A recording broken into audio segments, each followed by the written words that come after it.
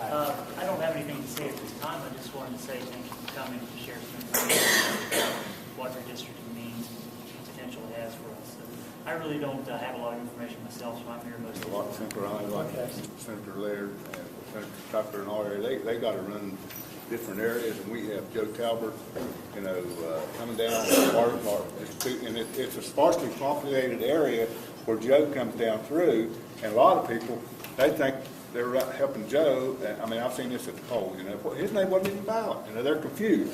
He's exactly right. It's confusing to the rural areas. And if you could keep these counties intact. Now, I understand Berkeley. I graduated from Central College. I was there in '71, and every place was going, man. But Jefferson and Berkeley County is just a different world out there as far as population. I understand, I don't see how you do that. But in our rural counties, like Webster and Nicholas, and of course Nicholas is larger, Braxton, I like to see it if we could keep it together. I mean, that's my. Nicholas County has 3. Of course, that's nothing compared to what he was talking about. All of them must have 78 counties in his. So with Nicholas County, and that's what you represent, which counties would be of like counties surrounding you that would fit into a senatorial district? Well, you mean other than the ones that was mentioned? Well, I mean, he mentioned so many of them. He mentioned 7 of them. Gilmer, Lewis, Upshur, Braxton. Yeah, he was in the center and the core there. I mean, that looks all right. I mean, at least, that's a big area, but they would be all together.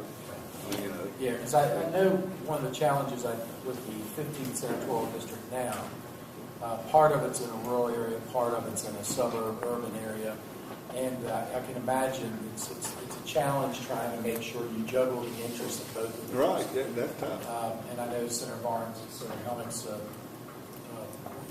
work very hard to do that. But I know when we go to different meetings, different issues come up, and they have to juggle it all. As with me, I'm more of a suburb area, and it's more fun. So you're looking at the Senator Webster, Nicholas, Braxton, Lewis, Gilmer, Clay. 7 counties. Like you said, almost right in the center of it, but every county is complete. Yeah. Whole it's down. whole county. Yeah, whole county, yeah. Our Nicholas County, like you said, we got Joe Talbot comes down a little ways, and then Fayette County's center comes up, picks up just a little wee little bit as you can see on there, and then the rest of it belongs to Pete Sigler this time. That's nothing compared to his, I know that too. But the current District 15 is quite a long line that goes way up into Berkeley County. And I guess if your question, Senator Unger, is what we have in common with surrounding counties, the population difference between Berkeley and Pocahontas, for example, it's a whole different dynamic going on there, to my thinking.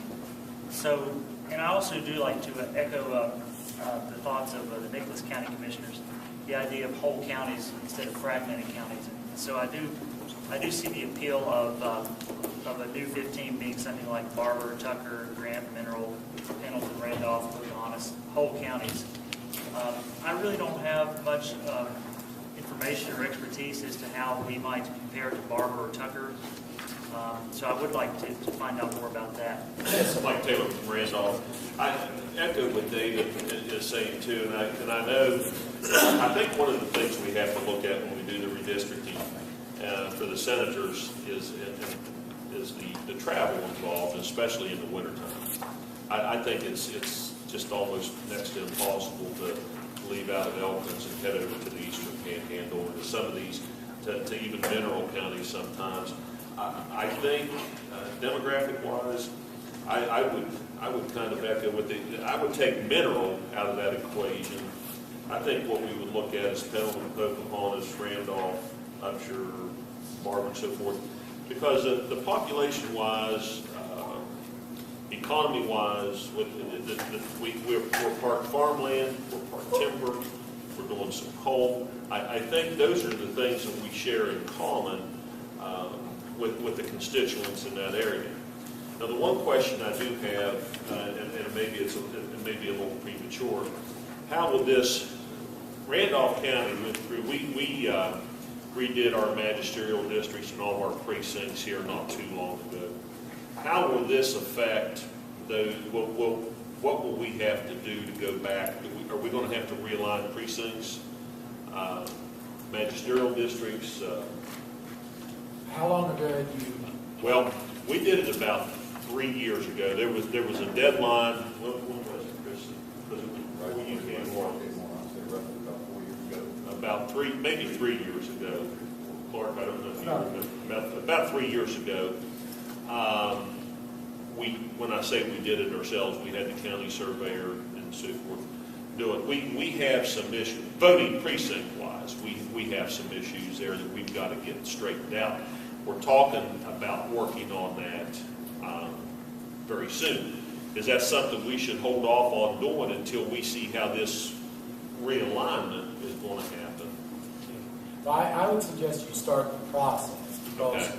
you're going to have to get magisterial districts, normally you try to get them as equal as possible. So with the new census, you can look at that. As far as the precincts, we try to maintain precinct lines, but we don't have to. We can go what is called census blocks. That's even smaller than a precinct line, to make sure we try to get the numbers as closely as we can. If we do with the census blocks, then you probably would have to redraw your precincts, depending on what happens from the House and the senatorial, because the last thing you want is part of your, which you're not able to do, because the Secretary of State will indicate this, part of your precinct can't be voting for one delegate, and the other part of your precinct voting for the other, because if someone walks in, you can imagine how much confusion that's going to be, saying, I'm in this precinct, okay, well, where do you live in the precinct? Because that's the ballot we're going to give you for the House. So it's going to have to align itself with the delegate and the senatorial. And that's why, once we do our work, then you can start really putting it down in Broward County. Senator Laird, he's in Fayette County.